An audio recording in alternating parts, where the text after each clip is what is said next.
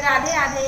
तो आज हम लोग एस डी यादव बुक का प्रतिशतता पढ़ेंगे और एक ही फार्मूले से पूरा लेसन लगाएंगे। तो देखते हैं क्वेश्चन। एक कर्मचारी की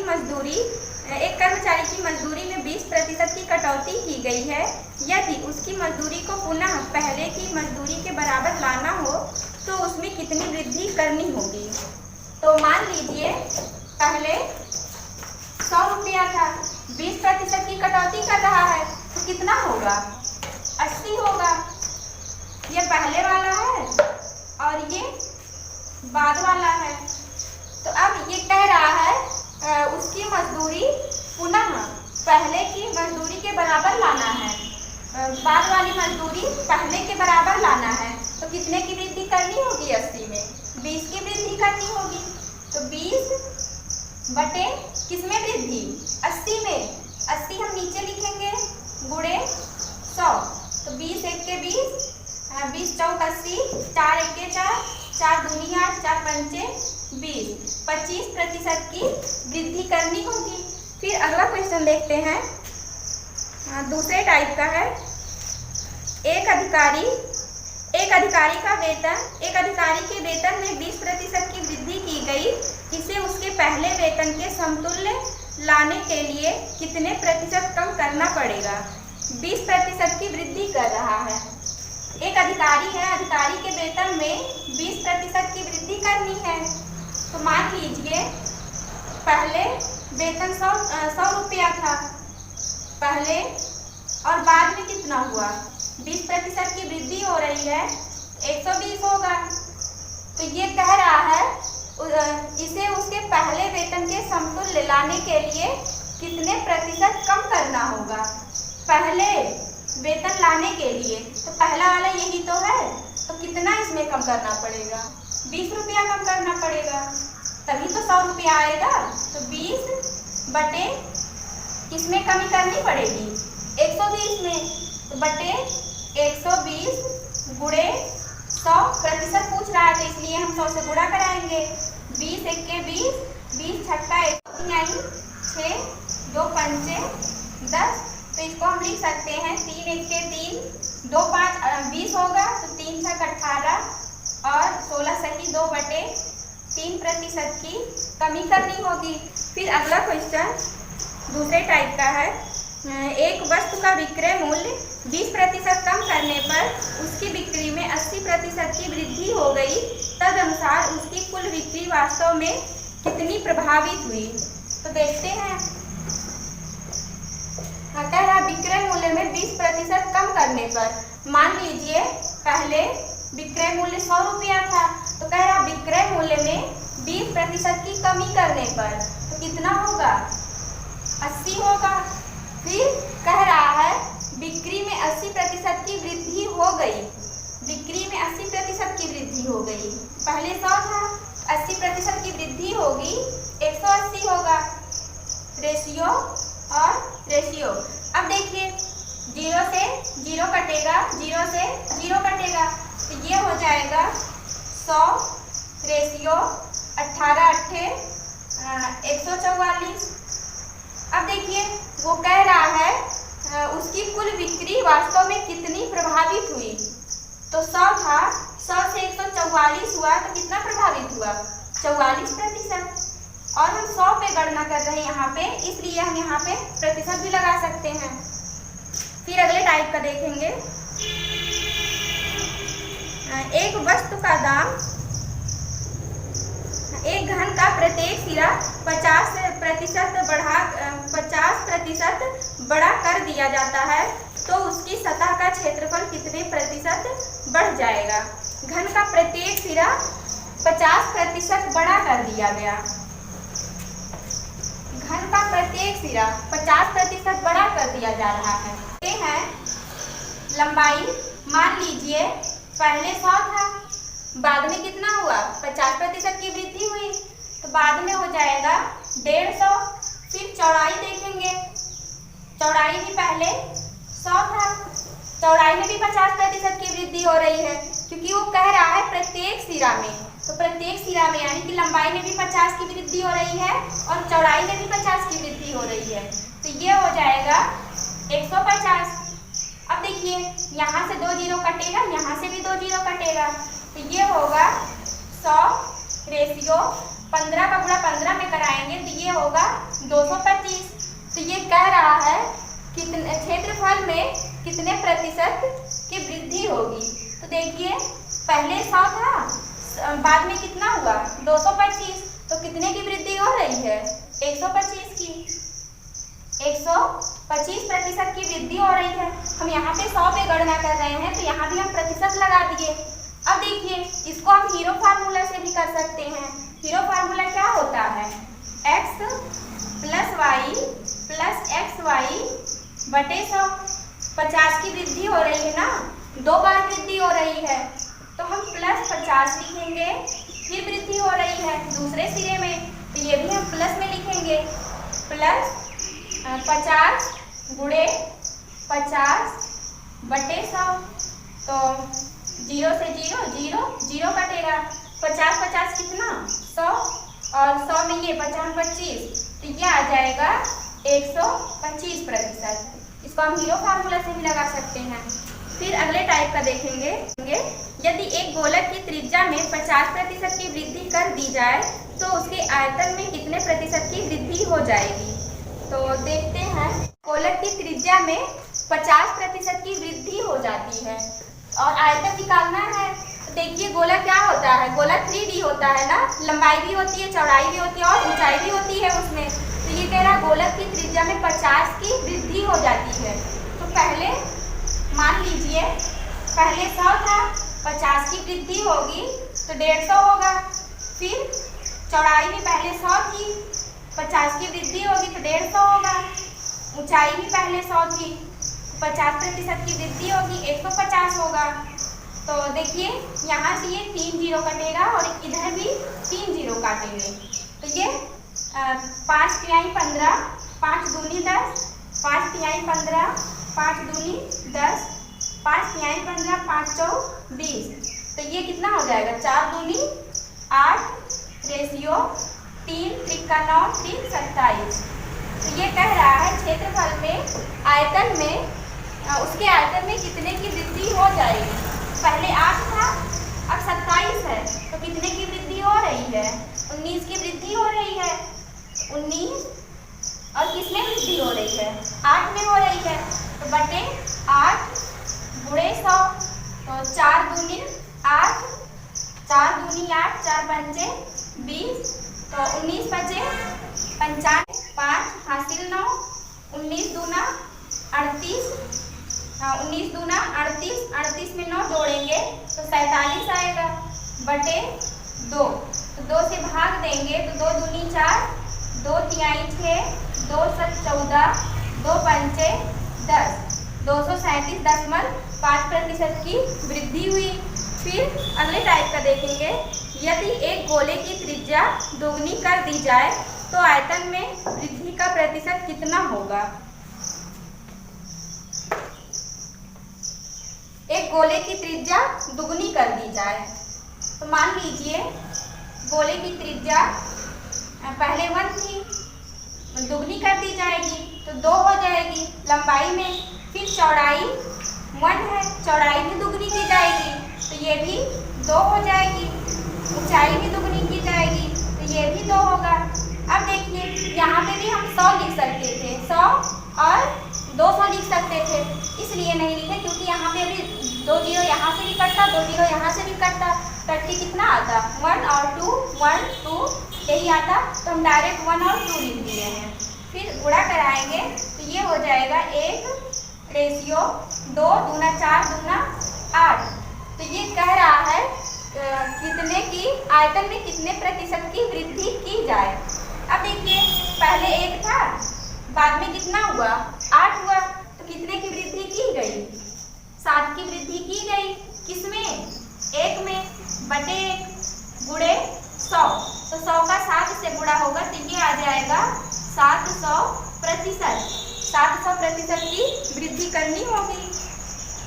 फिर अगले टाइप का देखेंगे, श्रीमान कपूर अपनी कुल आय का 20% मकान किराए के रूप में खर्च करते हैं और शेष का घरेलू चीज़ों पर खर्च करते हैं।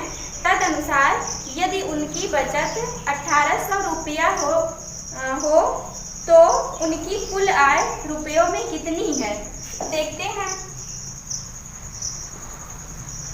कह रहा है मिस्टर कपूर अपनी कुल आय का 20% मकान किराए पर खर्च कर दिए।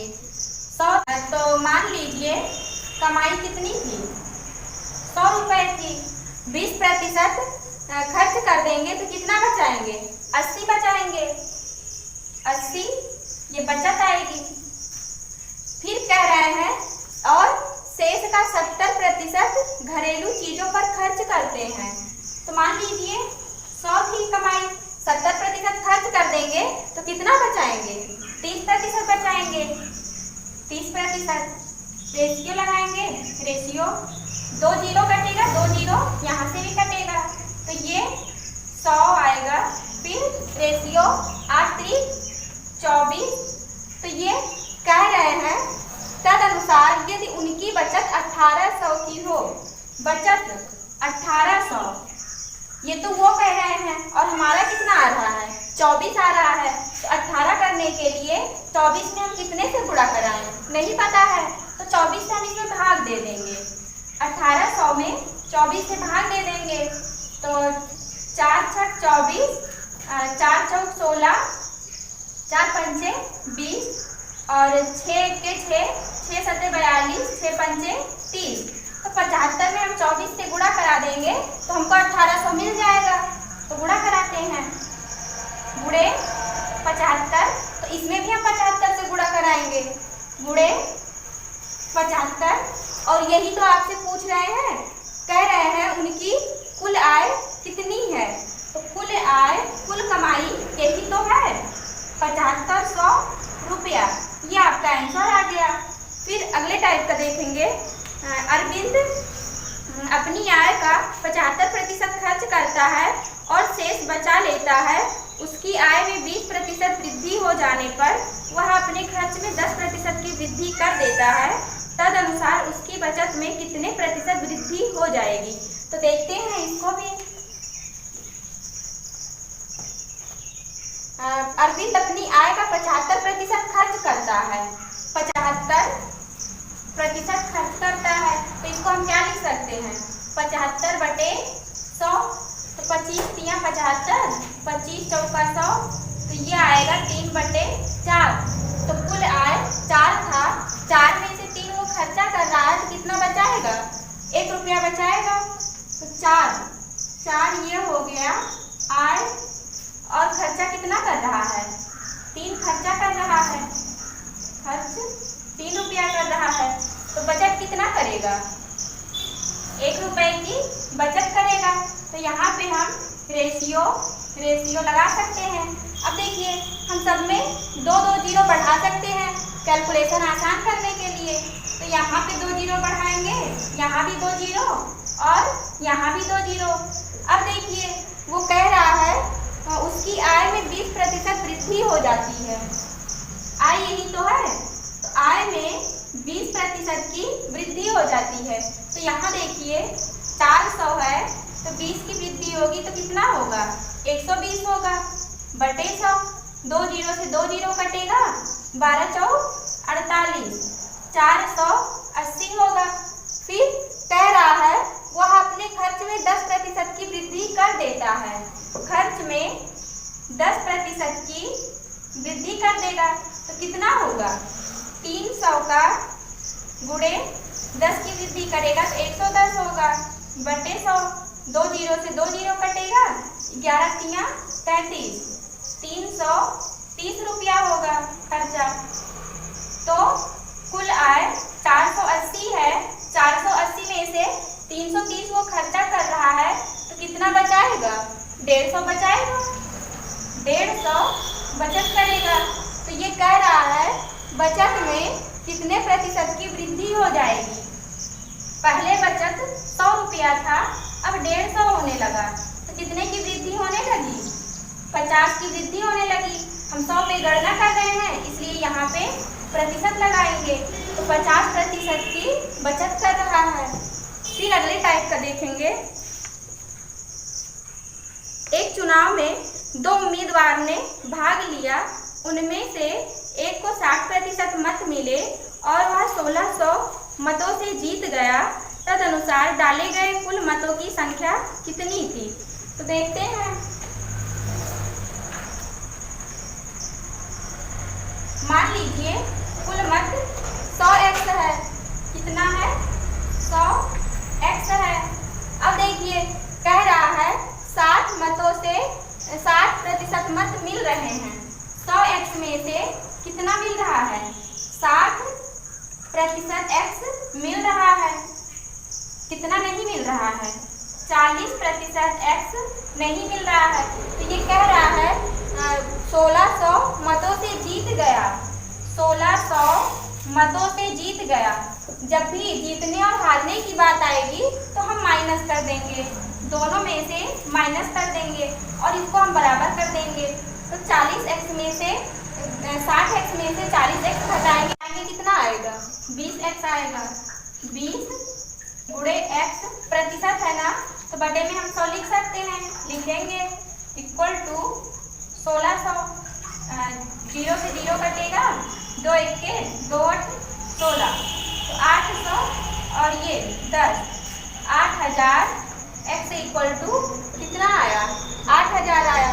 और क्या कह रहा है? कह रहा है कुल मतों की संख्या कितनी है। तो कुल मत तो हम x ही तो माने हैं, तो x की वैल्यू कितना आया? 8000 आया। फिर अगला क्वेश्चन देखते हैं दूसरे टाइप का।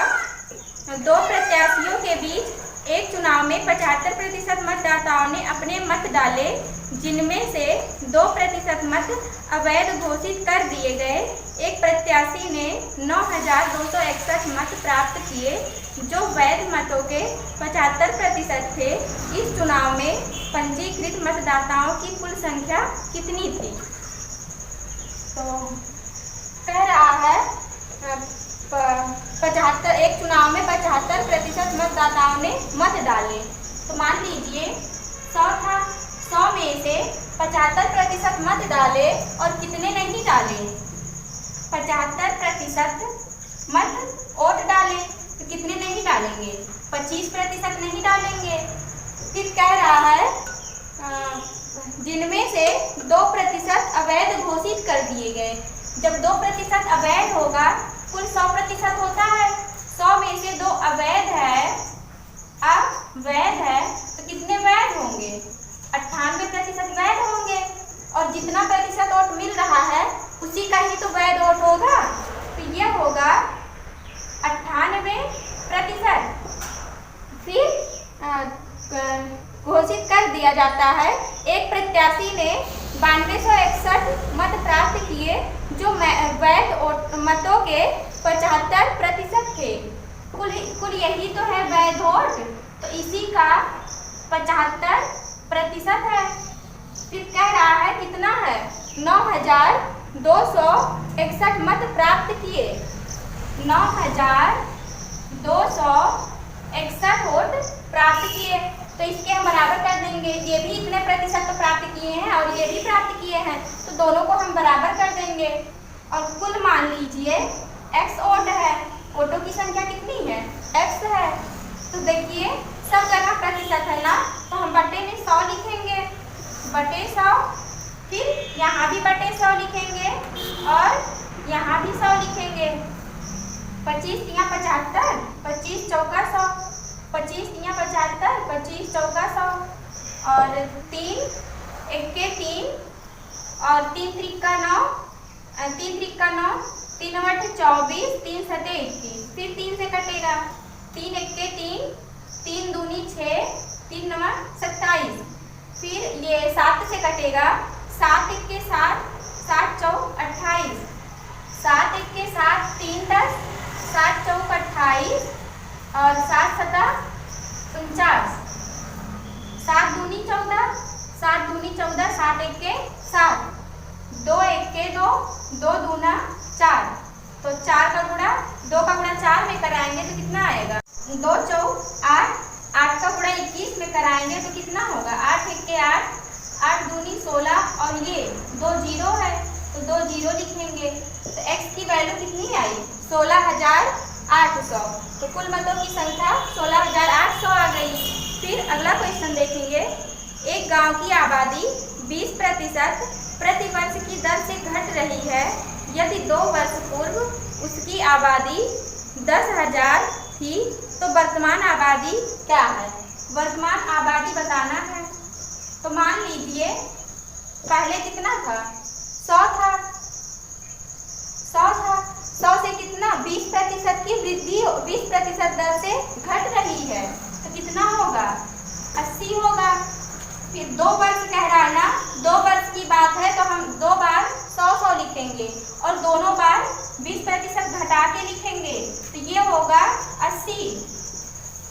2 जीरो से 2 जीरो कटेगा तो 100 रेशियो 8 28 64।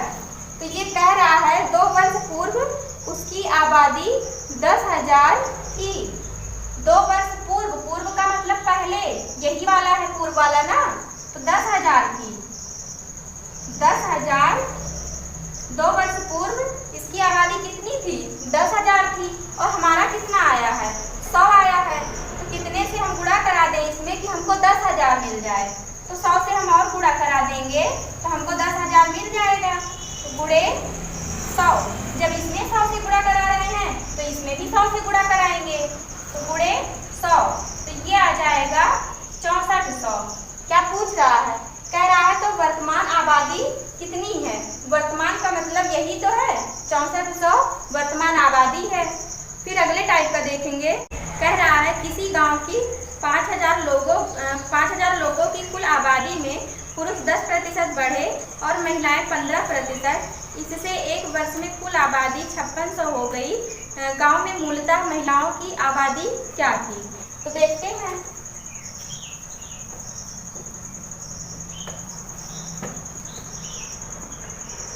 तो कुल आबादी 5,000 है।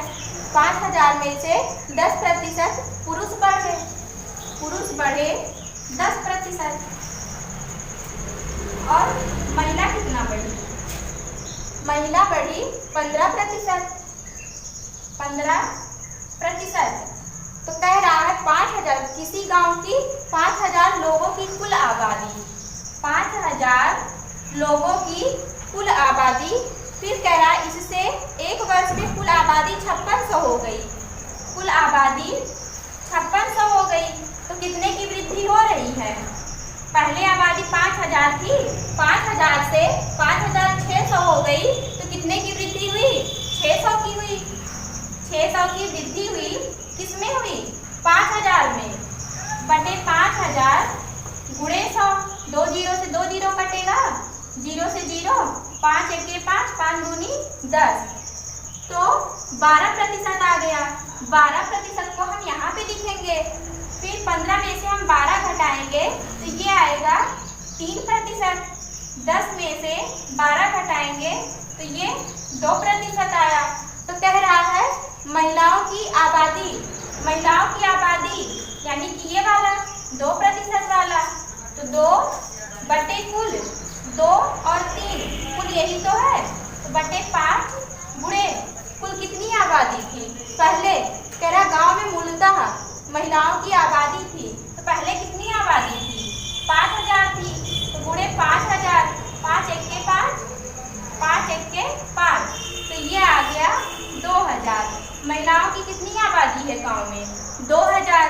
फिर अगला क्वेश्चन दूसरे टाइप का है। 2 संख्याएं तीसरी संख्या से क्रमशः 30% और 40% अधिक है। पहली संख्या दूसरी का x% है तो x का मान बताइए। तो देखते हैं।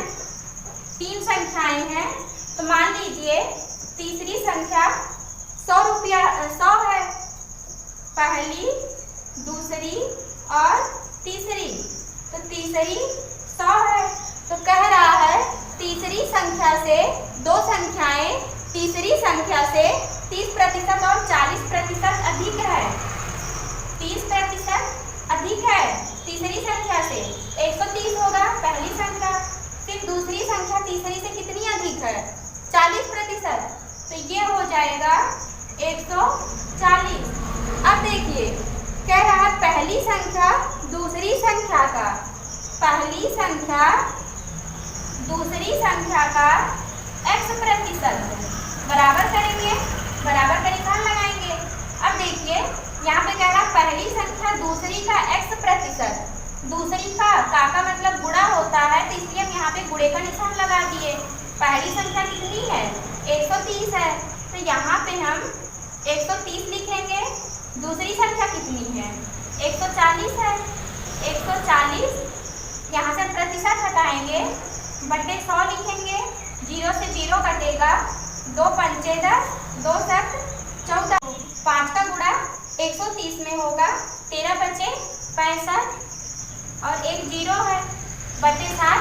7 को हम इसके नीचे लिखेंगे ना, तो बटे 7 बराबर x। 7 से जब हम इसको डिवाइड करेंगे तो कितना आ जाएगा? x इक्वल टू 7 9 63, 2 20, 7 दूनी 14, 14 6 20 बटे 7। ये आपका आंसर आ गया। फिर अगले टाइप का देखेंगे। एक संख्या का 13% उसी संख्या के 5% से 16 ज्यादा है, तदनुसार वह संख्या क्या है? एक संख्या का 13%, मान लीजिए कोई संख्या x है, संख्या कितनी है? x है, तो कह रहा संख्या का 13% का मतलब गुणा होता है, 13%, 13% लिख दिए। फिर कह रहा है 13% उसी संख्या के 5% से, यानी कि x के 5% से कितना अधिक है? 16 अधिक है, -16। देखिए अधिक की बात आ रही है ना, जब भी कम या ज्यादा कहेगा तो हम माइनस ही करके लिखेंगे, तो माइनस करके लिख दिए। अब देखिए यहाँ पे 13x है, यहाँ पे 5x है, तो 13 में से 5 घटाएंगे तो कितना आएगा? 8x आएगा। 8% x इक्वल टू 16। यहाँ से हम प्रतिशत हटाएंगे, बटे में 100 लिखेंगे, तो बटे 100, 8 1 के 8, 8 दूनी 16, 2 का गुणा 100 में कराएंगे तो x इक्वल टू 200। संख्या कितनी आई? 200 आई। और यही तो कह रहा है, संख्या बताइए। फिर अगले टाइप का देखेंगे। कह रहा है एक परीक्षा में परीक्षार्थियों के 52% अंग्रेजी में अनुत्तीर्ण हुए और 42% गणित में, तदनुसार यदि दोनों विषयों में 17% अनुत्तीर्ण रहे तो उन दोनों विषयों में उत्तीर्ण परीक्षार्थियों का प्रतिशत कितना था? तो देखते हैं। परीक्षार्थियों के 52% अंग्रेजी में अनुत्तीर्ण हुए, 52% अंग्रेजी में अनुत्तीर्ण हुए। इसको हम वेन डायग्राम से समझते हैं। 52% अंग्रेजी में अनुत्तीर्ण हुए, ये फेल वाले हैं, ठीक है। फिर कह रहा है 42% गणित में फेल हुए, 42% मैथ में फेल हुए, तो ये भी फेल वाले हैं और ये भी फेल वाले हैं। तो कह रहा तदनुसार यदि दोनों विषयों में 17% अनुत्तीर्ण रहे, दोनों विषयों में। अब देखिए जहाँ पे दोनों गोला मिलेगा वहीं पे हम दोनों विषय का लिखेंगे। तो कहाँ पे मिल रहा है दोनों गोला? यहाँ मिल रहा है, तो यहाँ पे हम लिखेंगे 17%। अब देखिए ये भी फेल वाले हैं, ये भी फेल वाले हैं और ये भी फेल वाले हैं। लेकिन अब देखिए यहाँ पे गोला है ना, तो पूरे गोले में कितना होना चाहिए? 42 होना चाहिए, लेकिन यहाँ पे तो 17 ही आ रहा है, तो कितना हम और लिख दें कि 42 आ जाए। तो 25% और लिख देंगे तो 42% आ जाएगा। अब देखिए इस गोले की बात करते हैं, इंग्लिश वाले गोले की। तो यहाँ पे देखिए 52% है ना, लेकिन यहाँ पे तो 17 ही है, तो 52 करने के लिए कितना हम और लिख दें बताइए? तो 35% और लिख देंगे तो 52% आ जाएगा ना। अब देखिए ये कह रहा है उन दोनों विषयों में उत्तीर्ण परीक्षार्थियों का प्रतिशत कितना होगा। तो देखते हैं सबको हम जोड़ लेते हैं, 35, 17 और 25 को। 35% प्लस 17% प्लस 25%। तो तीनों को हम जोड़ेंगे तो कितना आएगा? 77%। 77% क्या आया है? फेल वाले हैं, फेल वालों की प्रतिशतता है। अब देखिए पूछ रहा है वो उत्तीर्ण परीक्षार्थियों का प्रतिशत, कितने प्रतिशत छात्र पास हुए। तो कुल तो 100% होता है, 100 में से 77% फेल हो गए, तो पास कितने होंगे? 23% छात्र पास होंगे, यही तो पूछ रहा है। फिर अगला क्वेश्चन देखेंगे। एक विद्यालय में 90% छात्र अंग्रेजी में उत्तीर्ण हुए, 85% छात्र उत्तीर्ण हुए, 85% गणित में उत्तीर्ण हुए और 150 दोनों में उत्तीर्ण हुए। इन दोनों विषयों में कोई भी छात्र अनुत्तीर्ण न हुआ हो तो छात्रों की कुल संख्या ज्ञात कीजिए। तो छात्रों की कुल संख्या बतानी है, तो देखते हैं। ये कह रहा है एक विद्यालय में 90% छात्र अंग्रेजी में उत्तीर्ण हुए। कितने? 90% छात्र अंग्रेजी में उत्तीर्ण हुए, यानी कि पास हुए। अब देखिए कह रहा 85% छात्र गणित में उत्तीर्ण हुए। मैथ में कितने उत्तीर्ण हुए? 85%। अब देखिए 90 और 85 जोड़ेंगे तो कितना आएगा? 175% आएगा ना। लेकिन प्रतिशत कितनी होती है? 100 होती है। तो इसलिए हम इसमें से 100 घटाएंगे। जब 175 में से 100 घटाएंगे तो कितना आएगा? 75%। 75% ये क्या आया? दोनों विषय में पास हुए। तो जब दोनों विषय में पास हुए तो कहाँ पे हम लिखेंगे? इस वाले गोले में कि इस वाले में? जहाँ पे दोनों गोला मिलेगा हम वहाँ पे लिखेंगे। तो ये हो जाएगा 75%, दोनों विषय में पास हुए। अब देखिए कह रहा है दोनों विषयों में कोई भी छात्र अनुत्तीर्ण न हुआ हो तो छात्रों की कुल संख्या, और 150 दोनों में उत्तीर्ण हो रहे हैं। यहाँ पे दोनों में कितने उत्तीर्ण हो रहे हैं? 75%। 75% दोनों में उत्तीर्ण हो रहे हैं। और कितने? 150। ये भी उत्तीर्ण वाला है, ये भी उत्तीर्ण वाला है, तो दोनों को हम बराबर कर देंगे। मान लीजिए कुल x छात्र थे। कितने थे? x थे। तो यहाँ से हम प्रतिशत हटाएंगे, बटे 100 लिखेंगे। 25 × 75, 25 चौका 100, 3 × 3, 3 × 15, 5 चौक 20। कुल कितने छात्र थे? 200 छात्र थे। यही कह रहा है दोनों विषयों में उत्तीर्ण होने वाले विद्यार्थियों की संख्या। तो कितना है? 200 है। तो छात्रों की कुल संख्या, तो छात्रों की कुल संख्या 200 है, क्योंकि कुल हम x ही तो माने थे। फिर अगला क्वेश्चन देखेंगे। किसी परीक्षा में इंग्लिश में 70% और गणित में 80% अभ्यर्थी पास होते हैं और 10% दोनों विषयों में फेल होते हैं।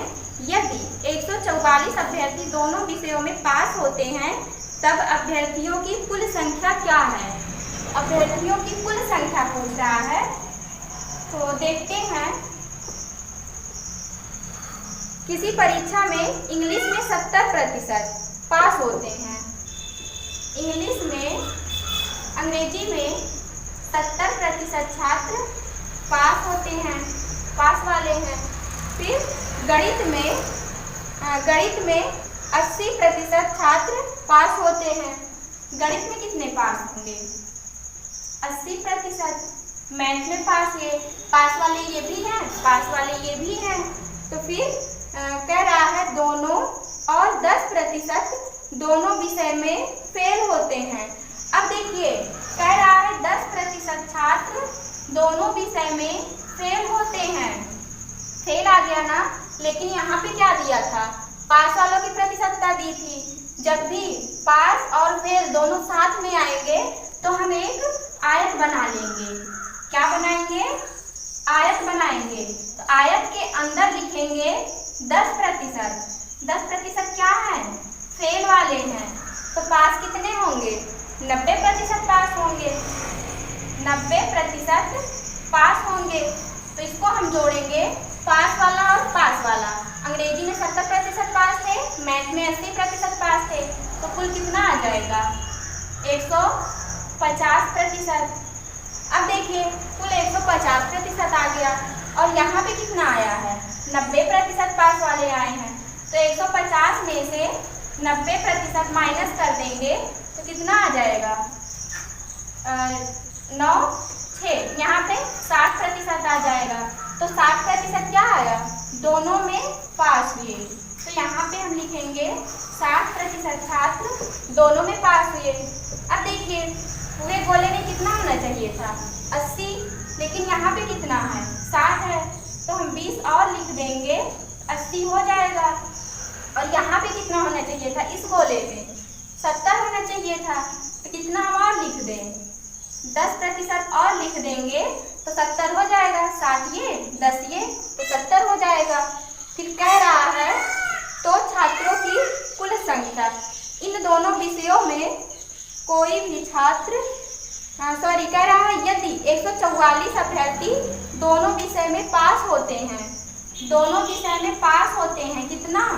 144 छात्र दोनों विषय में पास होते हैं। तो यहाँ पे प्रतिशत कितना दिया गया है? दोनों में पास हो रहे हैं 60 दिया गया है। तो 60% बराबर, ये भी पास वाले हैं, ये भी पास वाले हैं। तो कुल मान लीजिए x छात्र थे, यहाँ से हम प्रतिशत हटाएंगे, बटे 100 लिखेंगे। तो 0 से 0 कटेगा, 6 1 6, 6 दूनी 12 और 6 चौ 24। तो x = 200 छात्र। फिर अगला क्वेश्चन देखेंगे।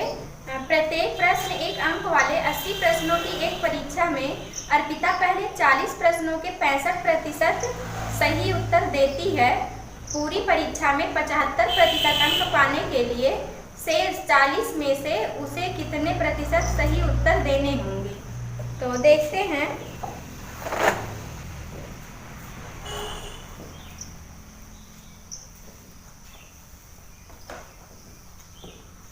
प्रश्नों की एक परीक्षा में अर्पिता पहले 40 प्रश्नों के, कितने प्रश्न थे? 80 प्रश्न थे। 80 में से 40 प्रश्नों के वो 65% सही उत्तर देती है। कितना? 40 प्रश्नों का 65% सही उत्तर देती है। तो कितने प्रश्न बचे? 80 में से 40 प्रश्न हो गया, 40 प्रश्न और बचे। तो कह रहा है पूरी परीक्षा में 40 का 65% सही उत्तर दी और 40 का मान लीजिए x% सही उत्तर दी। तो कह रहा है पूरी परीक्षा में 75% अंक पाने के लिए शेष 40 में से उसे कितने प्रतिशत सही उत्तर देने होंगे? कितने प्रतिशत सही उत्तर देने होंगे? तो मान लीजिए x% सही उत्तर देने होंगे 40 प्रश्नों में से, और बटे हम 2 लिखेंगे। और कह रहा पूरी परीक्षा में 75% अंक पाने के लिए, 75% अंक पाने के लिए पूरी परीक्षा में, परीक्षा है ना, परीक्षा हो रहा है तो ये औसतन दिया है 75%, और ये 2 संख्या है 65 और x, तो 2 संख्या है तो बटे हम 2 कर सकते हैं, लिखे हैं 2। तो 75 का 2 से गुणा होगा तो कितना होगा? 150 = 65 प्लस x। अब ये माइनस करेंगे तो कितना आएगा? 85% = x। तो 40 प्रश्नों में से वो कितना सही उत्तर देगी? 85% सही उत्तर देगी। फिर अगला क्वेश्चन देखेंगे। एक प्रत्याशी किसी परीक्षा में 20% अंक प्राप्त करके 30 अंकों से फेल हो जाता है, परंतु अन्य प्रत्याशी 32% अंक प्राप्त करके पास होने वाले अंकों से 42 अंक अधिक प्राप्त करता है, तब पास होने के लिए अंकों का प्रतिशत है। तो पास होने के लिए अंकों का प्रतिशत निकालना है। तो एक प्रत्याशी किसी परीक्षा में 20 अंक प्राप्त करके, ये पूर्णांक x है। पहले तो हम पूर्णांक निकालेंगे तब पासिंग मार्क का प्रतिशत निकालेंगे। तो मान लीजिए पूर्णांक x है, x का 20% अंक वो प्राप्त कर रहा है और कितने से वो फेल हो रहा है, 30 अंकों से फेल हो रहा है। तो अगर हम 30 अंकों से और दे देंगे तो पास हो जाएगा। तो ये क्या आया, पासिंग मार्क आया। अब देखिए कह रहा है परंतु अन्य प्रत्याशी 32% अंक प्राप्त करके 42 अंक अधिक प्राप्त करता है। 32% प्राप्त करके कितना अधिक प्राप्त कर रहा है, 42 अंक अधिक प्राप्त कर रहा है। 42 अधिक प्राप्त कर रहा है। इसके बराबर लाने के लिए अगर इसे हम 42 अंक नहीं देंगे तो इसके बराबर अंक पा जाएगा वो, तो -42 और यहाँ भी पूर्णांक x होगा, x का ही तो 32% वो पा रहा है।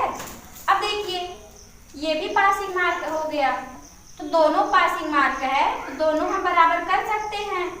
तो ये प्रतिशत का अंतर, फिर ये हो जाएगा दोनों, ये 32x को 20x को हम बराबर के उधर लेके जाएंगे तो माइनस में होगा, तो ये आएगा 12% x का, और 42 को हम बराबर के इधर लेके आएंगे प्लस में होगा, तो कितना आएगा, 72 आएगा। तो x इक्वल टू 72/12 और प्रतिशत है, यहाँ से हम प्रतिशत हटाएंगे, बटे 100 लिखेंगे, 12 × 1 = 12, 12 × 6 = 72, 100 का गुणा 6 में कराएंगे तो x इक्वल टू 600। x क्या आया है, पूर्णांक आया है। क्या आया है, पूर्णांक। या तो फिर पूर्णांक हम ऐसे भी निकाल सकते हैं, पूर्णांक बराबर अंकों का योग बटे प्रतिशत का अंतर गुणे 100।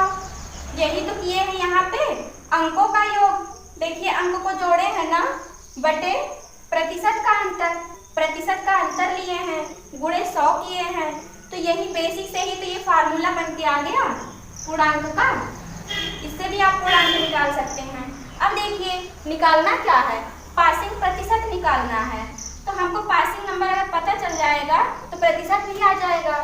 तो इसी में हम x की वैल्यू रख देंगे। तो x की वैल्यू क्या है, 600 है, गुणे 20% है तो बटे हम 100 लिखेंगे, प्लस 30 लिखेंगे, 20 × 1 = 20, 20 × 5 = 100, 5 × 1 = 5, 5 × 1 = 5, 5 दूनी 10, 120 और 30 कितना हो जाएगा, 150 अंक। 150 अंक पासिंग मार्क है, लेकिन इसी का तो प्रतिशत निकालना है ना। तो बटे कुल कितना है पूर्णांक, 600 गुणे 100, तो 2 0 से 2 0 कटेगा, 2 तिहाई, 3 दूनी 6 और 3 × 5 = 15, 2 × 1 = 2, 2 दूनी 4, 2 × 5 = 10। तो 25% पासिंग मार्क आ गया, प्रतिशत आ गया। फिर अगले टाइप का क्वेश्चन देखेंगे। एक परीक्षा में A को B की अपेक्षा 25% अधिक अंक मिले, उसमें B को C की अपेक्षा 10% कम अंक मिले और C को D की अपेक्षा 25% अधिक अंक मिले। तदनुसार यदि D को 500 में से 320 अंक मिले हों तो A को कितने प्रतिशत अंक मिले, देखते हैं।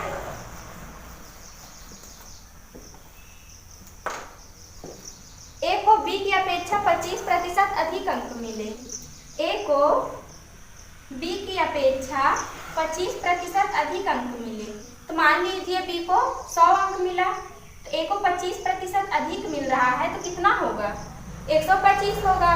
फिर B को C की अपेक्षा 10% कम मिला, B को C की अपेक्षा 10% कम अंक मिले, तो 10% कम मिला, कितना होगा, 90 होगा।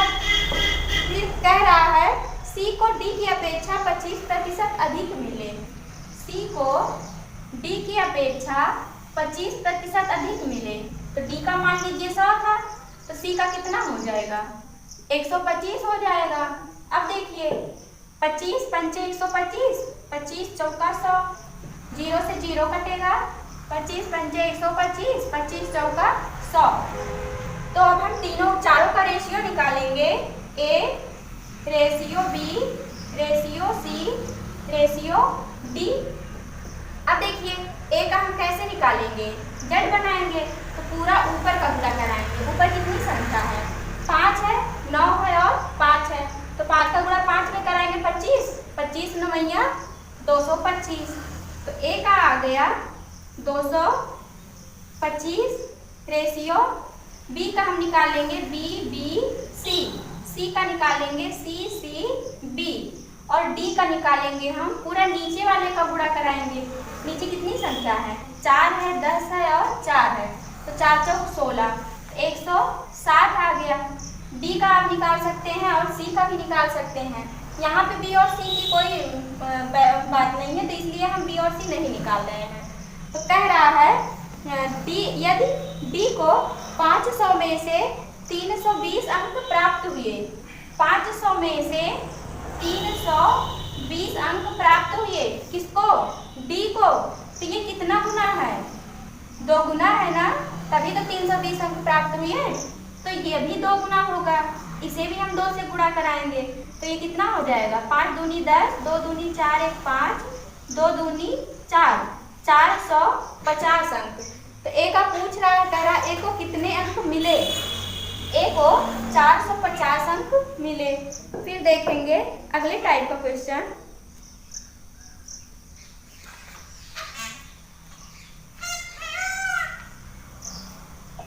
यदि P माइनस Q का 50% बराबर P प्लस Q का 30% और Q बराबर P का X% हो, तो X का मान बताइए। तो X की वैल्यू निकालनी है, P माइनस Q का 50%, P माइनस Q का 50% बराबर P minus P plus Q का 30%, P प्लस Q का 30%। तो कह रहा है Q बराबर P का X%, Q बराबर P का X%। देखिए का मतलब गुणा होता है, तो हम यहाँ पे गुणे का निशान लगाएंगे, यहाँ भी गुणे का निशान लगाएंगे। अब देखिए P माइनस Q है, तो हमको P और Q की वैल्यू निकालनी है। तो P माइनस P बड़ी संख्या है, P बड़ी संख्या है, बड़ी संख्या में से छोटी संख्या घटाई गई है, तो P रेशियो Q, तो P का कितना हो जाएगा, 50 और 30 दोनों को जोड़ेंगे तो कितना आएगा, 80 आएगा। रेशियो Q का कितना आएगा, माइनस में है Q ना, तो हम 50 में से 30 घटाएंगे, कितना आएगा, 20 आएगा। तो 20 1 20, 20 चौक 80, 4 रेशियो 1। अब देखिए Q बराबर P का, तो Q की वैल्यू कितनी है, 1 है, 1 रखेंगे, बराबर P की वैल्यू कितनी है, 4 है, तो 4 रखेंगे, गुणे X% है, तो बटे हम 100 लिखेंगे, 4 1 4, 4 दूनी 8, 4 पंचे 20, 25 का गुणा 1 में कराएंगे, X = 25। ये आपका आंसर।